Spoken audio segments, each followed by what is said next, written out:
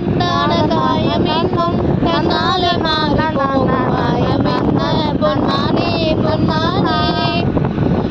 எந்த காயமான போதும் என் மேனி தாங்கி கொள்ளும் அந்த மேனி காதல் செய்தேனே எந்த காதல் என்னவென்று சொல்லாமல் ஏங்க ஏங்க அழுகை வந்தது எந்த சோகம் உன்னை தாக்கும் என்று எண்ணும் போது வந்த அழுகை நின்றது மனிதர் உணர்ந்து கொள்ள இது மனித காதல் அல்ல அதையும் தாண்டி புனிதமானது